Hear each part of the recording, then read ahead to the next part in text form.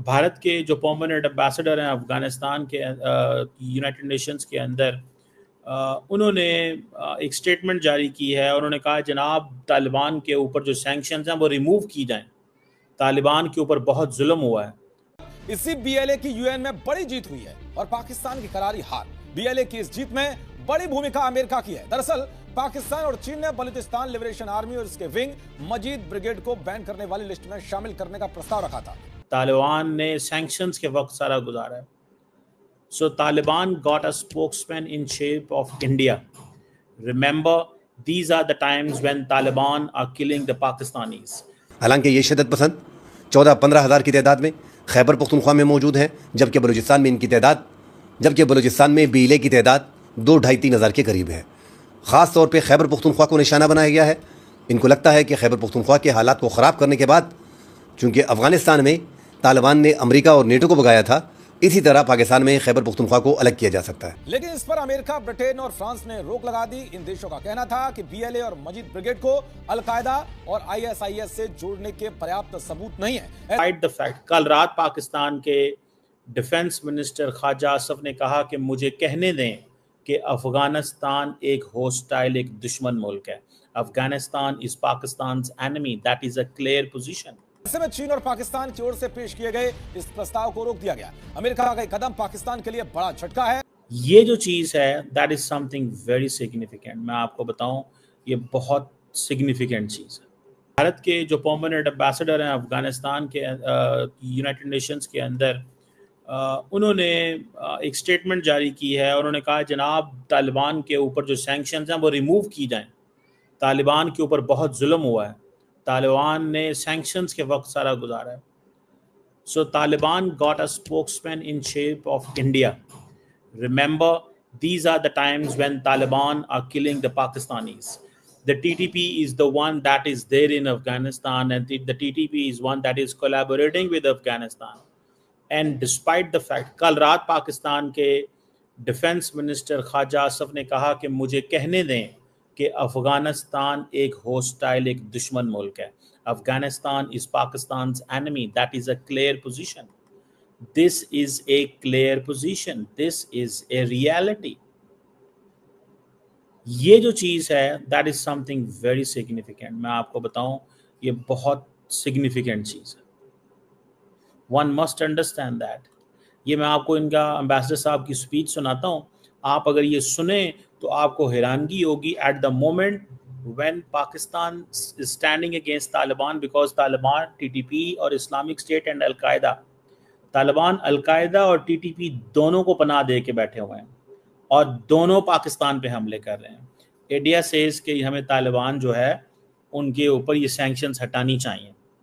और जब अमेरिकन अफगानिस्तान में आना चाहते हैं दोबारा, remember American want to come back in Afghanistan, आना चाहते हैं, किस शक्ल में आना चाहते हैं? इस शक्ल में, बिकॉज दे नो कि भाई हमें अफगानिस्तान में जाना है, रहना है, बगराम एयरबेस चाहिए।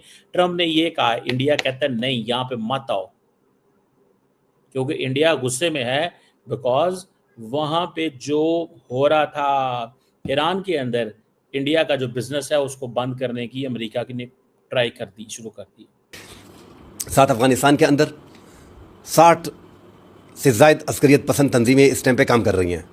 पाकिस्तान के मुस्तकिल मंदूब ने यूएन में, यूनाइटेड नेशन में बाकायदा इनकी पनागाहों जैसी तंजीमें, टीटीपी, बीएलएफ, इनकी सरपरस्ती जो है बाकायदा अफगान तालिबान जो है वो कर रहे हैं और इनके ठिकाने जो है वो अफगानिस्तान में मौजूद हैं।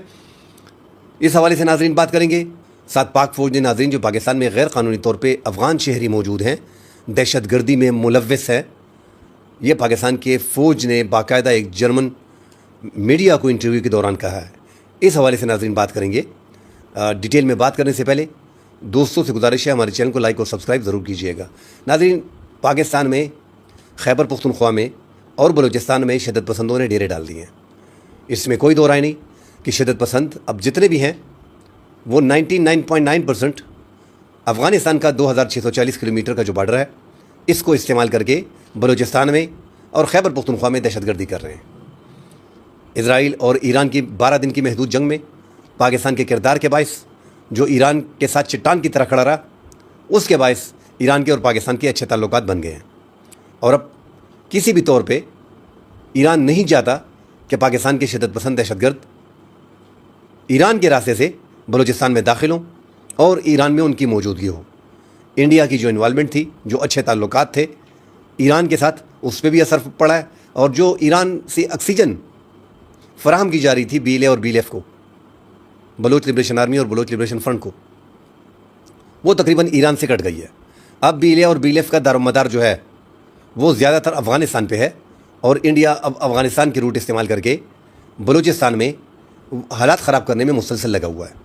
खैबर पख्तूनख्वा में भी जो दहशतगर्दी हो रही है, जो TTP है, जो दीगर कलदन तंजीमें हैं, वो बाकायदा इजराइल और इंडिया से मदद ले रहे हैं।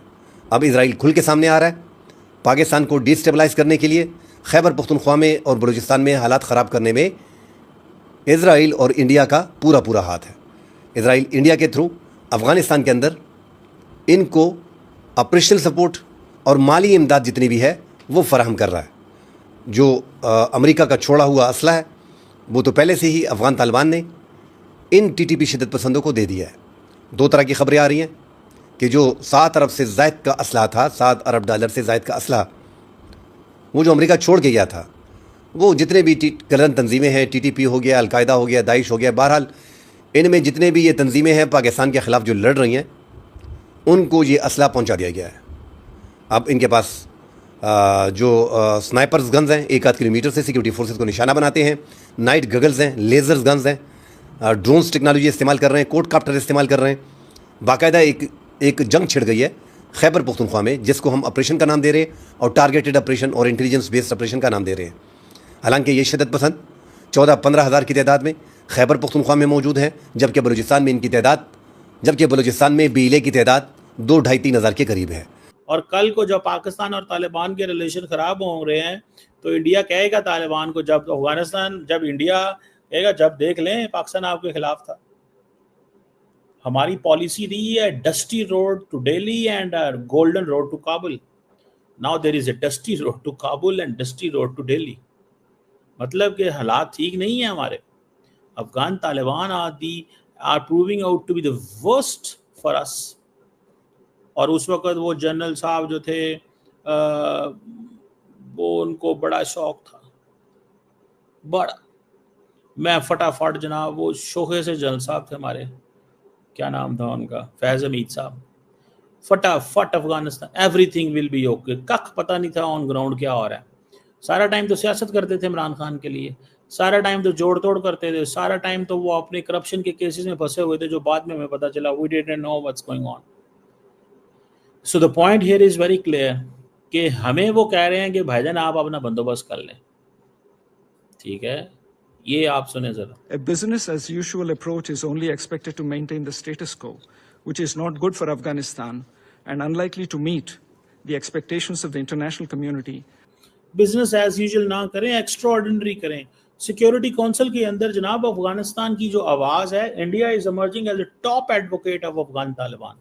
ना अमेरिकन चाहते हैं, ना ईरानी चाहते हैं, ना चाइनीज चाहते हैं, कोई भी नहीं चाहता, ठीक है। लेकिन इंडिया सिर्फ to be on the right side of the history at a time when they believe कि ये पाकिस्तान का गैप है, क्योंकि पाकिस्तान इस वक्त बांग्लादेश में गैप फिल कर रहा है इंडिया का, तो वो समझते हैं कि अब हमें उस तरफ चले जाना चाहिए। ये एक पॉइंट है, मैं आपको मोटी मोटी बात बता रहा हूँ।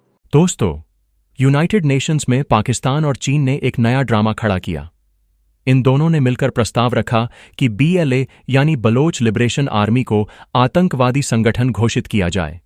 लेकिन असली झटका तब लगा जब वोटिंग हुई। अमेरिका, UK और फ्रांस जैसे 3 बड़े देशों ने इस प्रस्ताव को ठुकरा दिया। यानी साफ हो गया कि BLA कोई टेरर ऑर्गेनाइजेशन नहीं, बल्कि एक फ्रीडम फाइटर ऑर्गेनाइजेशन है। दूसरी तरफ भारत ने भी UN में प्रस्ताव रखा कि तालिबान के ऊपर जो लंबे समय से सैंक्शन लगे हुए हैं उन्हें हटाया जाए। भारत ने कहा कि तालिबान पर बहुत जुल्म हुआ है और अब उन्हें भी एक मौका मिलना चाहिए। और दोस्तों, यही वो पल था जब पाकिस्तान बुरी तरह तिलमिला गया, क्योंकि पाकिस्तान जानता है कि BLA हर रोज उनकी फौज को ठोकता है।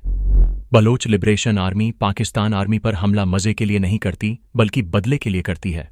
क्योंकि पाक फौज बलोच परिवारों की माएं, बहनें और बच्चों को अगवा कर ले जाती हैं और अक्सर उन्हें वापस भी नहीं करती।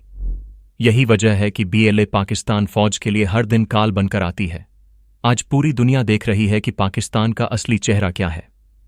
तो दोस्तों, अब आप बताइए, क्या BLA सच में आतंकवादी है जैसा पाकिस्तान दिखाना चाहता है, या फिर वो अपने हक और आज़ादी की लड़ाई लड़ रहे असली फ्रीडम फाइटर हैं?